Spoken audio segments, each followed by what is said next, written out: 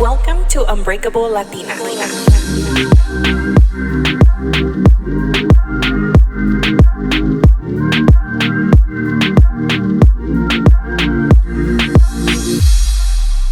Hi guys, welcome back to Unbreakable Latina. This is your host Melina. I'm here with my friend Chantall. Hey Chantall. Hey.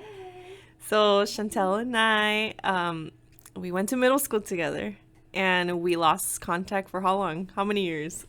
I think I think you left in what, 7th grade? So, gosh, what did we say, like 13? No más, como 19 years? 20 years, 19, 20 years. So yeah, we lost contact for like 20 years, and we reconnected because of my TikTok sensational. When did you see me? I remember just scrolling, just scrolling like you usually do. And then I was like, wait a minute, this person looks so familiar. And I was like, oh my gosh, is this Melina? And I was like, Did I look the same? yeah, there was like your features obviously stay the same. So I'm like, oh my gosh, is this her? And I started looking at your other like videos where you introduce yourself, and I'm like, it is Melina. And I was like, I have to reach out because I never knew what happened like after you moved.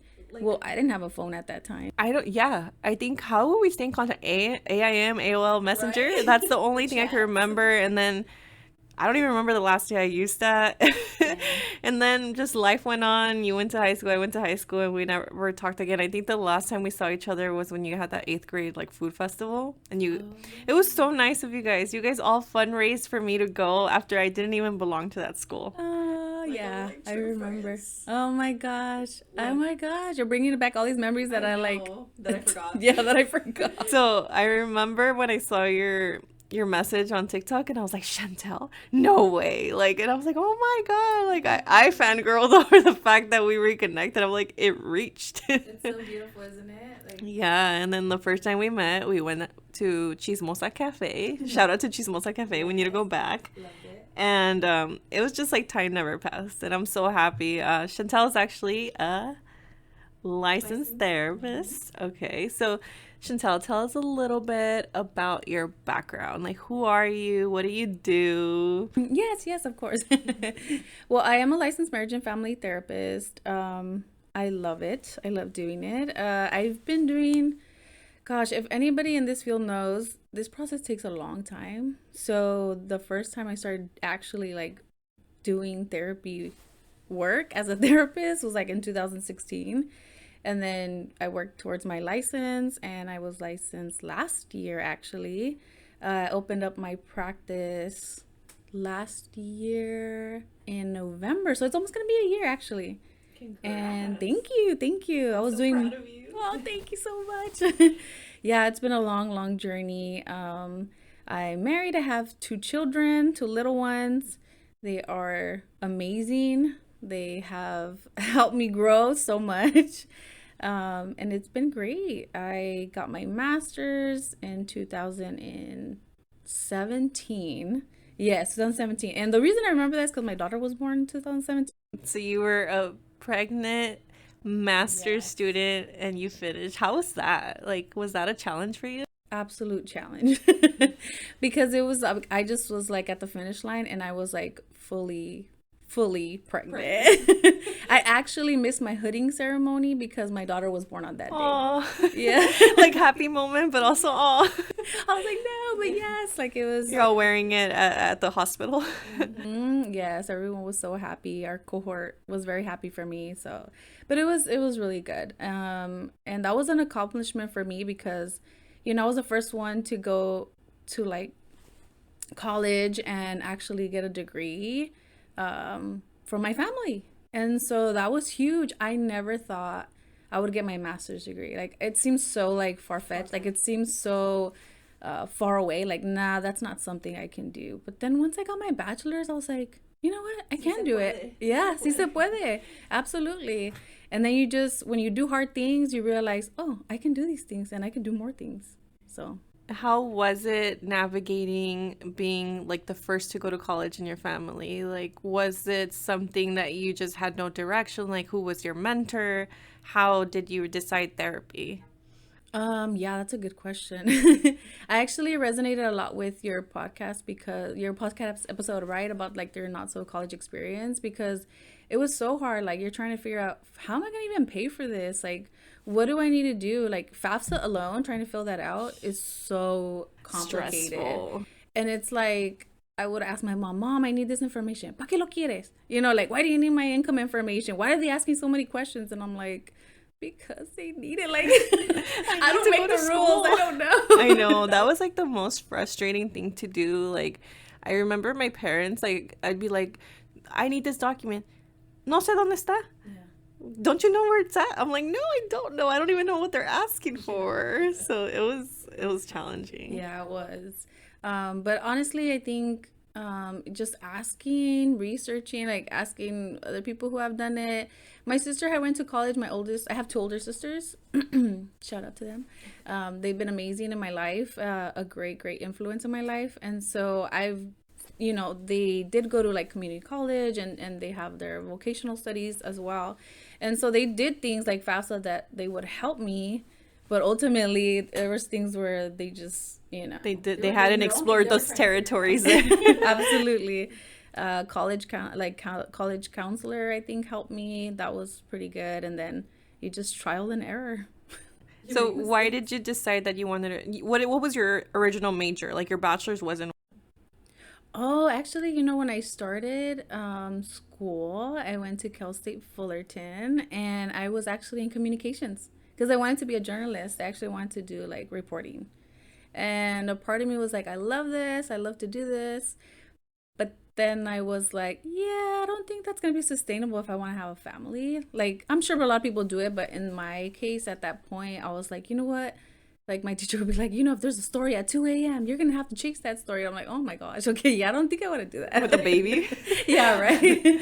And I'm like, yeah, I don't think that life's for me. And honestly, I've been through a lot of difficult things in my life that I wanted to have some sort of purpose, where other kids, like, I can help families and kids who have like parents that are also like divorced, or prevent it, right? That was like my thought at that time. You wanted to save the world one marriage at a time. One marriage yeah, exactly, right?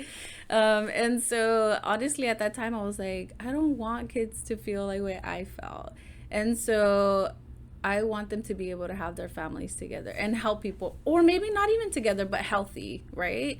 And so that was kind of my thought into getting into this field. And I remember taking this career test, and it said like, oh, these fields would be good for your personality or whatever. And so I gave it a shot, and professors were like, psychology and the need for therapists is gonna grow in the future. Like, the projections are really good. And I was like, you know what, this sounds good. Had you ever been to therapy before you decided that path in your career? No, and I wish I had. Yeah. I really wish I had. I didn't start therapy until I was already getting my BA. And I actually ended up, oh God, I took a year off of college, long story. And then and then I actually ended up going to Azusa Pacific University, and I got my bachelor's there. So it was actually there where I was like finishing the last 2 years of what I needed, that their counseling center offered 8 free sessions. I was like, I've never done it before. I'm curious. I want to know what it's about. And I said, let's do it. So I did it, and it was very, very cool. Like, I did not touch on my trauma. No? I did not touch on my trauma, honestly. At that time, things were going well. You were like, life is good. Yeah, life is good. Yeah, things were going well. I wasn't, nothing, there's steps. Sometimes, things in life happen where it brings up those things and you're forced to face it. And at that time, I wasn't there yet. So you got your bachelor's, and then you decided to go for your master's. Yes. And what happens after you get your master's? After I get my master's, then I started to work. I actually got paid for the therapy I was giving, because during school I was not. And so then you have to do your hours. So I did 3,000 hours of seeing clients and paperwork and supervision by someone who is licensed. So once I finally did that, and you have to take a law and ethics exam, and then I took a clinical exam once I got my 3,000 hours completed and approved. And yeah, after that, I got my license, and now I just have to renew every 2 years. That's an amazing story, and it's great to see people in our culture start like the whole therapy and to talk about it, because that's a lot of people don't talk about it. And I'd never heard of therapy. Like growing up, I mean, you guys, if you've heard my podcast, you know that my brother went to therapy when he was very young, but I never knew like therapy was important. Thankfully, my mom was like she listened to the doctors, right? She went to the pediatrician, told my brother, told the pediatrician that my brother was like, having like not normal behavior and like just being upset and nothing made him happy anymore. So then he went to therapy. But for you, did anyone ever tell you about therapy like growing up? No, honestly, like I didn't even No, it was a I career. didn't even know it was a career. Me It's neither. so interesting because when you ask me, like, how did you even get into, like, you know what? Like, honestly, I don't know. Some sort of miracle because I honestly Just destiny. didn't know what it was gonna be to be a therapist. Like, I don't know why I said I want to be a therapist. Like, I can not remember that much. Like to choose that, right? You Like, I could found help your people. purpose, I yeah. did. Out of like not even knowing how, but you got there. Absolutely, absolutely. So thank you for sharing your background. It's so inspiring. And like the day that you told me, like I'm a licensed therapist and I have my own practice, like oh my god, my friend, like that's my friend. It's very like exciting to see like how like I mean I don't remember like when we were in middle school. I think we were just like the basics. Like you'd go to the dances. I didn't go because I was shy, but you would tear it down on the dance floor. We did a talent show together, but I don't think we ever shared like our family like dynamics. And I to think back now and I'm like wow, we were both going through a lot of stuff and we never knew because we didn't talk about that. And it's not something that we were open to because we didn't know, we were kids. Like we cared is about what boy we liked and like where we were going out to eat after school. Exactly. I just wanted to get away from home. Yeah, like I think when we would hang out, and now that like it's triggering like all these memories, like we would just go do stuff so we didn't have to be home because we wanted to avoid like all the traumas we had. Exactly. That's crazy. Like me and Chantel have shared that we don't have a lot of memory of when we were younger. And do you think that has to do with our traumas? Yeah, absolutely. And I think we repress a lot of things just because we want to survive, and we can't dwell on it. But then when yes, yes. And the reason I say that is because now I'm going through a period where I've done a lot of healing in terms of childhood and other stuff that have happened in my life. And so now memories start to come back. Or I'll ask my sister, like, hey, I don't remember this, or I don't remember that. And she fills in the pieces sometimes for me, and she'll tell me her experience. I'm like, okay, I didn't just like dream this. Sometimes it feels like a dream. Like I've had times where like did I really do this or did it happen? Did it not?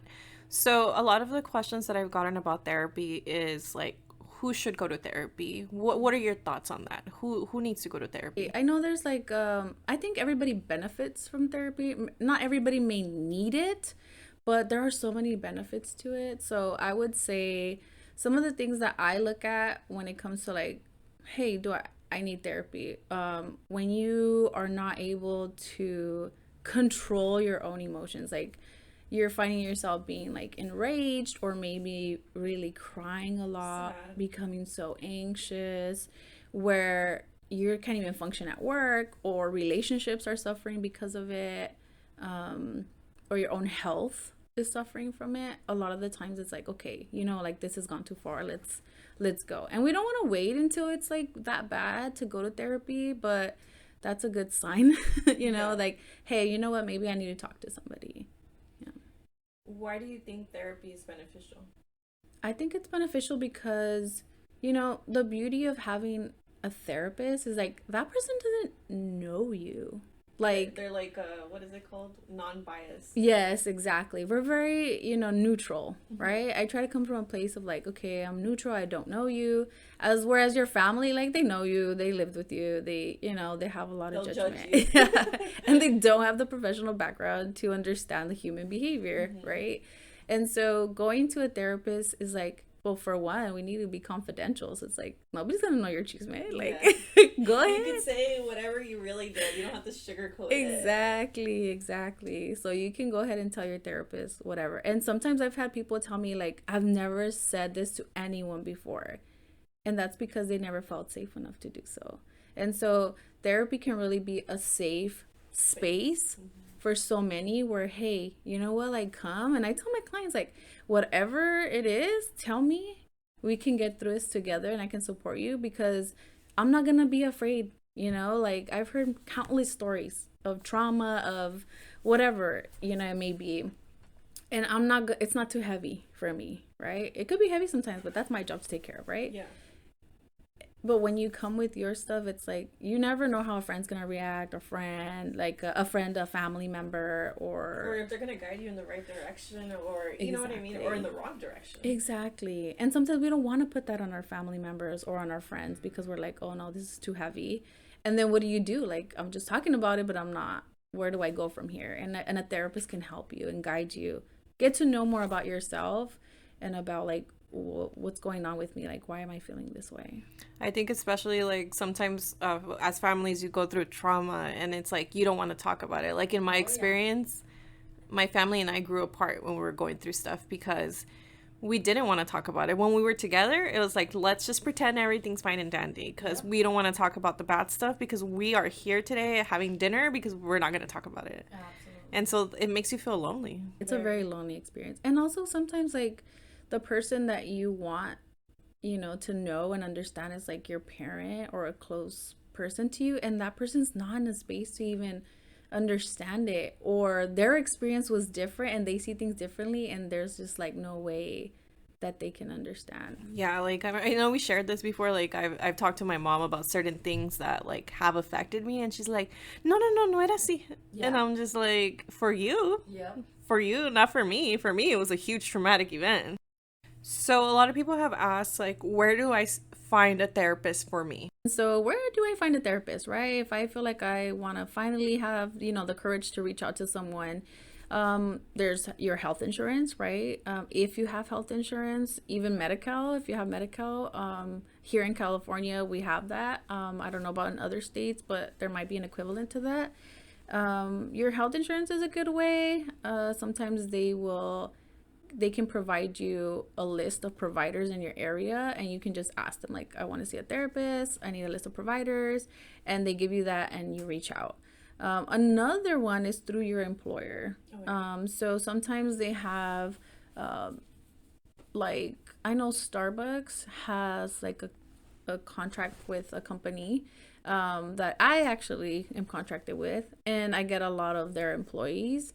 And so sometimes, they can go and reach out for their benefits just strictly for mental health. So that's helpful. Or just like in general, like other companies have EAP. So that's basically you get a certain amount of sessions and you get to go and talk to somebody. And then if you need more sessions after that, then, you That's can like talk to them about it. Employee assistance program, right? Yes. I think I have that. Yes, yes, yes. Correct. There's also just like different directories. So I know Latinx therapy, they're really great. They have so many resources. And they have a directory of, Latinx therapists, which is great because you want somebody who's going to understand your culture and who's going to understand the barriers that it comes with.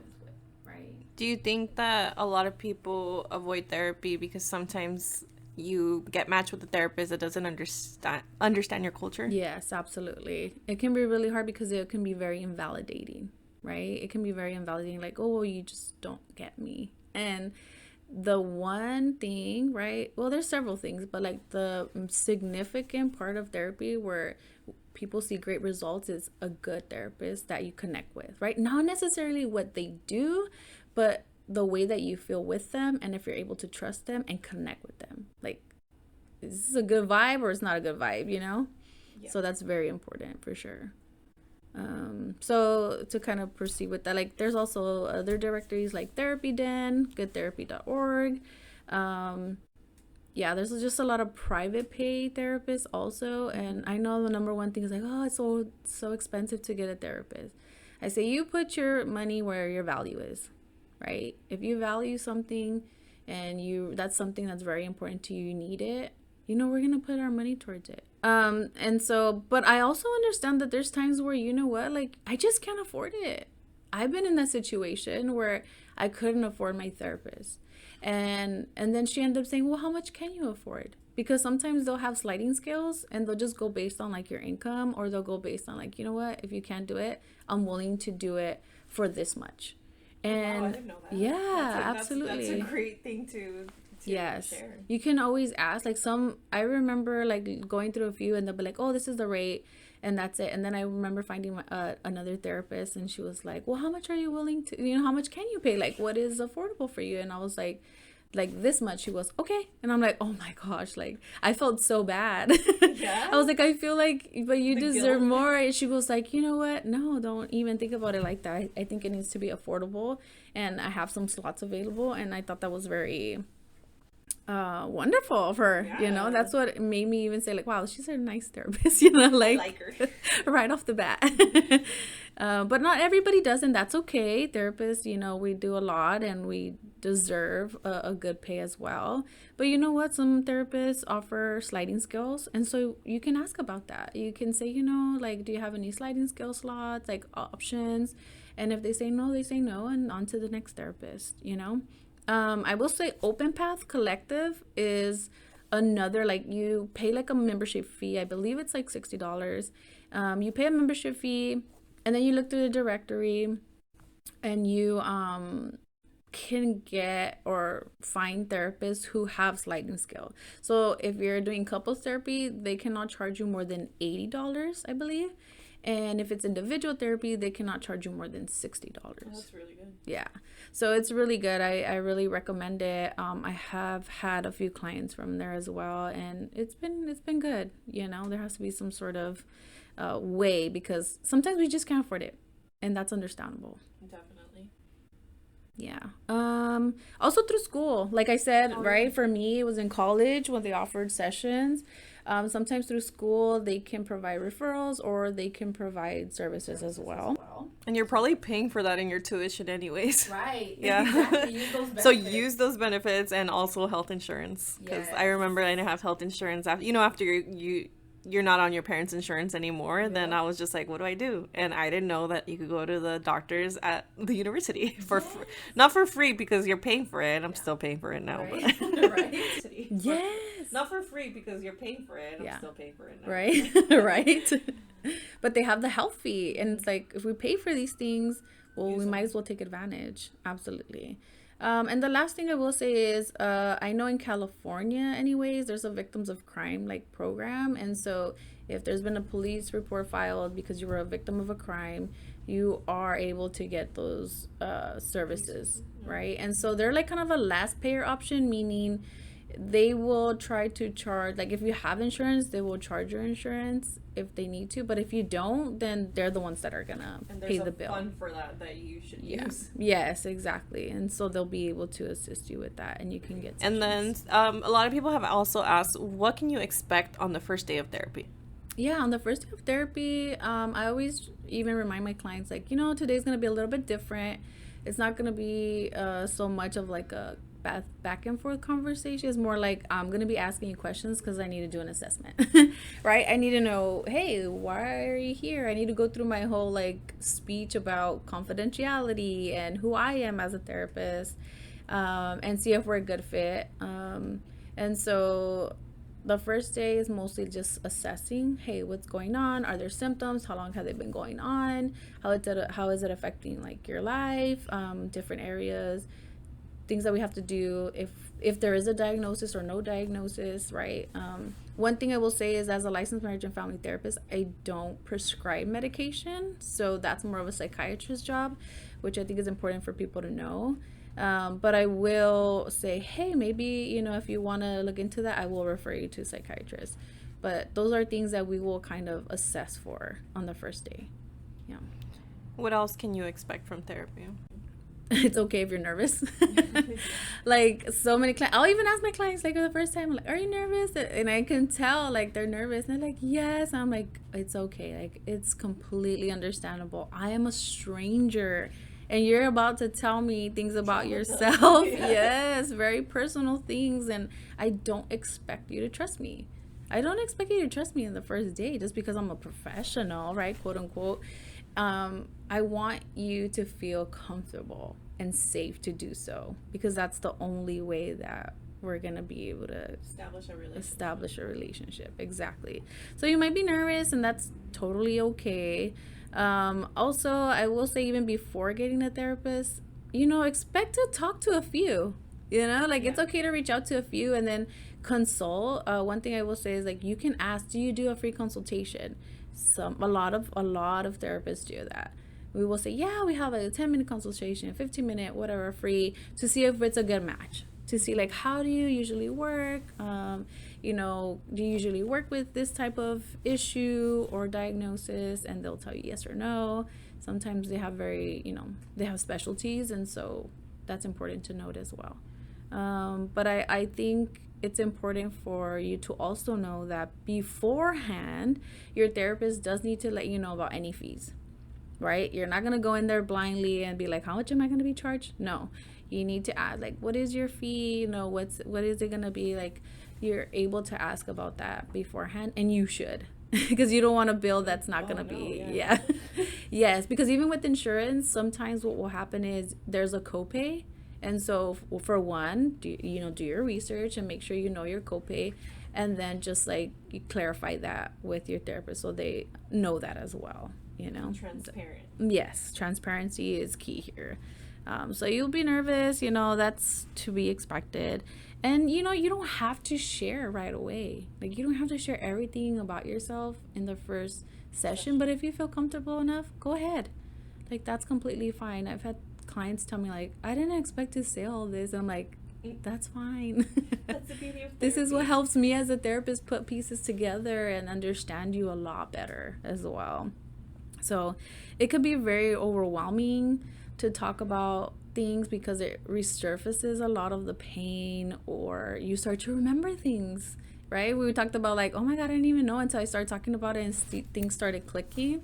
So, it's good to have some self-care after. Try to schedule something, where you're gonna have a free day, or you don't have work right away after. I remember when I went to therapy, like, it took me a long time to open up till, like, I don't know how many sessions it was, maybe, like, to the 5th session, then I just broke down. Yeah. And because I would say, like, little pieces are here and there, and, like, it's scary. It's scary to open up to somebody, and, like, it took me a while to find a therapist too. I think I went to 2 or 3, and it was just not the vibe. And the 4th one, I was like, if this is not it, like, I felt like giving up. I'm not gonna lie, because I was just like, this is not working out. Like, and also too, because of the list that I had and the time slots. I was working, I was doing this. I had to make time for it. So there was only, like, a selected few people that could take me at a certain time. So what would you tell someone that, like, has been going to different therapists and it's just not it? Yeah, absolutely. Be patient. Like, if you know that this is something that's for you, like, you really need to do this, ask around, like, ask people around. I think part of normalizing therapy is that, if you talk about you going to therapy, hey, well, who's your therapist? Like, do they have anybody they can recommend, right? Like, do you think your therapist can refer someone? Or I referred people to my therapist, right? And so that's because I know, I feel confident that she's gonna help. Like, I feel confidence that she's a good therapist, and so I refer them. And so I think it's important to normalize therapy so that we can actually talk about the fact that we're going to therapy and then help other people as well. Definitely. But definitely be patient, don't give up. I'd say, if you get really overwhelmed, if you need to take a little break from that, that's fine. But make it your goal. Like, I'm gonna do this. Like, I'm gonna go. I'm not gonna just because, that person didn't, I hear that all the time. Well, that person, I didn't really feel a good vibe. So then I just stopped and I never tried again. I will ask, I am curious to know, but for you, like, what made you kind of, like, say, okay, this is the therapist? Like, when you finally found a therapist that you felt comfortable with, what was it about that therapist?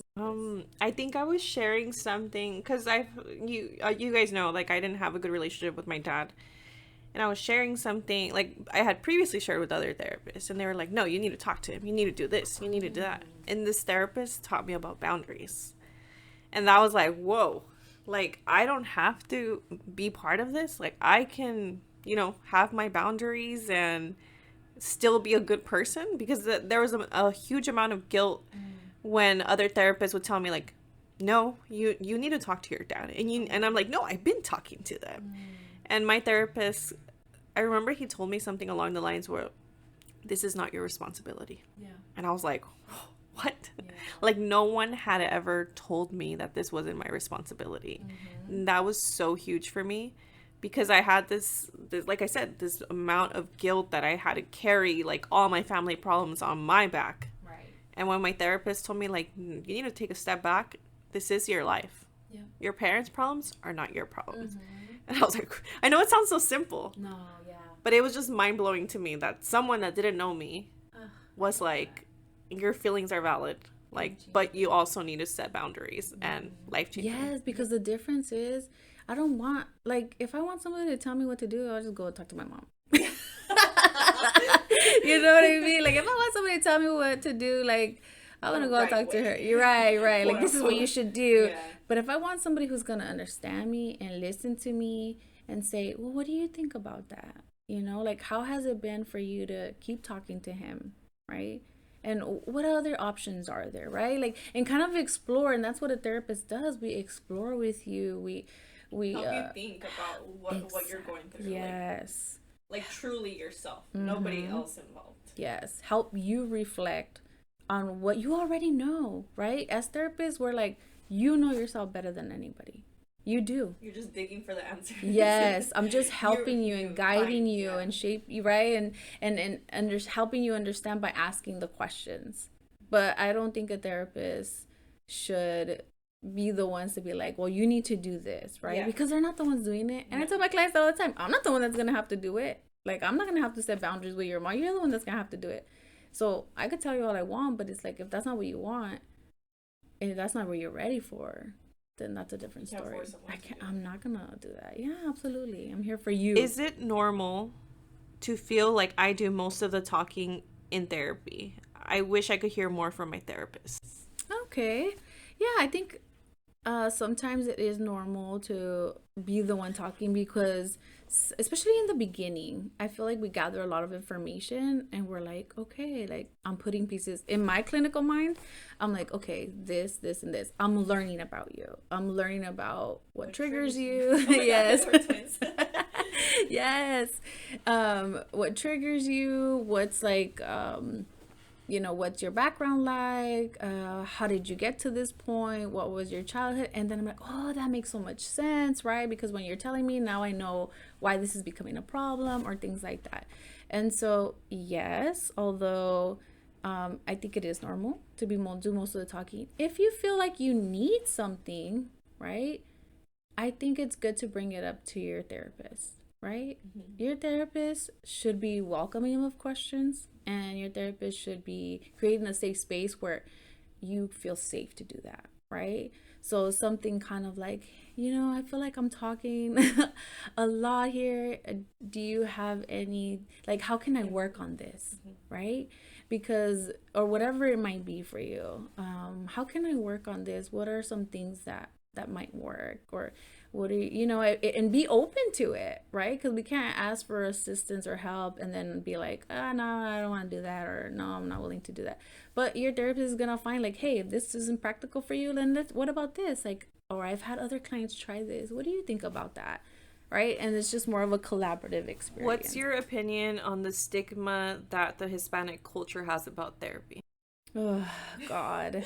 You're like, this yes. is true to my heart. Oh my God, yes. Especially like, you think it's hard going to therapy, but like try being a therapist too, right? Like like your very profession being dismissed by people, right? Because they think like, oh, well, that's, only for locals. Yeah, and like, oh, well, I don't have that many problems, or I'm not that bad like that person, right? And it's like, it's not even about that. It's not about like who has the more trauma or anything like that. Like, this is not a competition.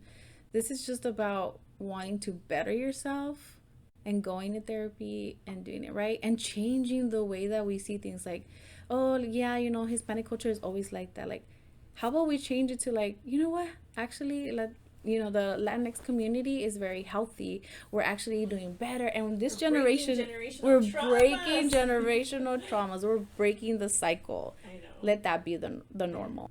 Are you the type to like share it with your family, like, oh, therapy is great, or like, do you advocate for therapy in your circle? Yes, I do. I do. I absolutely do. And I'm like, that'll be good for therapy or whatever. And sometimes, when it comes to my mom, I think it's a little bit different.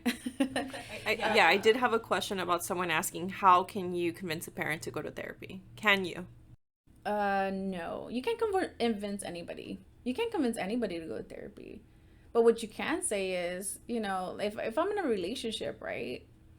And things are not going well and the other person has a lot to work on, you know what, I see that this is coming up, right? You can tell them, like, I see that these, your anger issues are really coming up a lot, and that's not something that I can continue to be a part of unless you do something about it, right? Boundaries. Therapy can be a very good place for you to do that.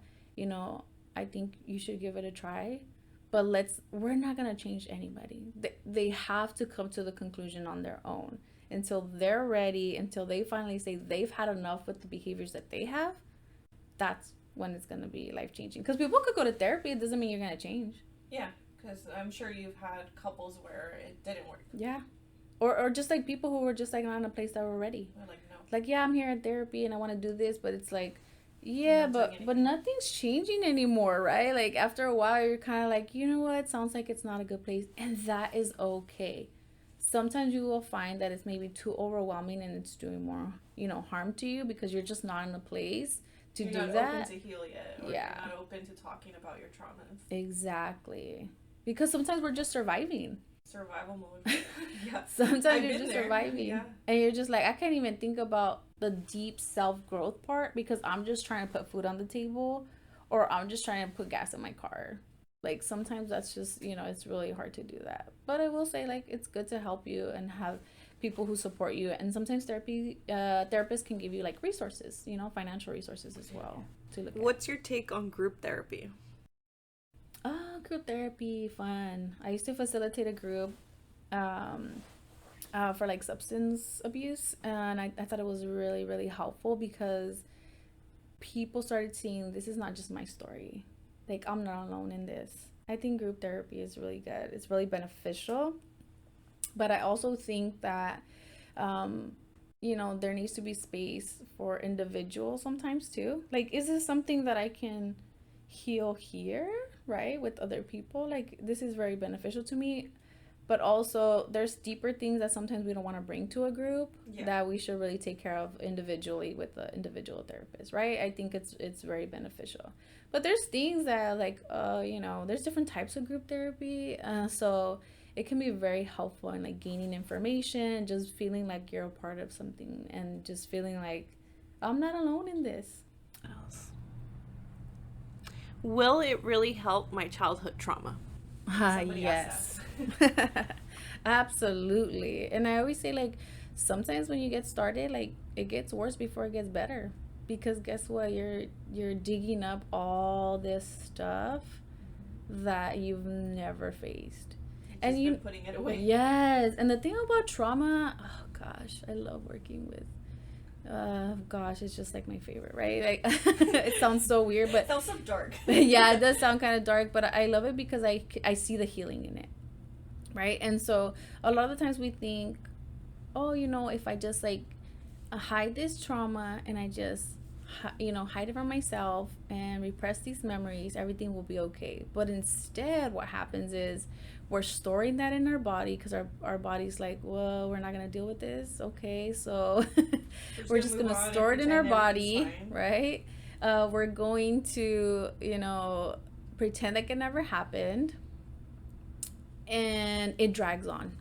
And the trauma gets it has more and more power over you. That's the thing. So when you're able to face your childhood trauma and say, this is what it is, this is me, you give the opportunity to talk about it over and over in a way where I with somebody who's, you know, specializes in that, in a way that yes, it's gonna hurt to talk about it, but it's gonna be very freeing as well. Because sometimes people never told anyone at all, and the therapist is the first to hear it, and so it can be very, very healing to finally get it off and feel like I don't have to hold this by myself and validate your experience where that wasn't your fault, right? You didn't deserve that. You are worthy of love. Just because somebody treated you a certain way or just because this happened to you doesn't mean that you're broken or anything is wrong with you. And we need to hear that. Do you think that childhood trauma gets triggered when you have your own children? Ah, but yes. Oh my gosh, yes, absolutely. Speaking from experience, like I love my kids so much. And there's things where I'm like, oh, my daughter's at the age where I remember certain things about my childhood that are very, very sad. And just like not having my dad around and him being an alcoholic as well. And so I'm looking at my daughter like, oh my God, like I give her so much love because she deserves it, right? Like she deserves You're that like, love. what I didn't get at that age, I need Yes. to give. Yes, always felt so lonely, like nobody cared. Like, yes, there's fun memories. Absolutely. There's fun memories, there's good memories because or else, you know, I don't know how I would have survived. But but there's things where I'm like, "Oh my God, at that age, I should have never experienced that." Taking care of your younger siblings, or Yes. like for us, that's what it was. Or doing Mhm. and navigating just things in Yes. life. Absolutely. And gaining appreciation for my sisters because my sisters were older and my oldest sister was the one that took care of us a lot. And so gaining that appreciation for them and what they had to deal with also because I was the youngest girl and I have a younger brother. And so we just all and knowing that we all had different experiences, right? But having your own kids really reminds you, and I see it all the time in clients too, like especially when it comes to like sexual abuse. And so I know it can be a really sensitive topic because people just don't want to think about that. But when you have your own kids, if that happened to you, you better believe you're gonna be overprotective. Like you Oh yeah. better believe you're like not trusting of anyone. And so, you know, it really puts into play. And we change also like the way we were parented. Like if I experience this, I want to do it differently. So my daughter, I teach her all about emotions. And even if I get upset or something, she'll be like, Mom, you need to take some deep breaths. And I'm like, and she's 5, you Yeah, know? yeah. And this is how we build the ability to manage our emotions and those coping skills that they need to thrive as kids. I've heard this from multiple people where now they're teaching their kids like it's okay to be angry, but why do you feel like that? And having that conversation, opening that conversation, healing, Yes. healing. Like I said, healing through your like facing your childhood traumas, but also healing when you have children because you are changing the narrative that you had growing Changing up. the cycle. And does that mean that I don't like lose it sometimes? No, it doesn't mean not that. perfect.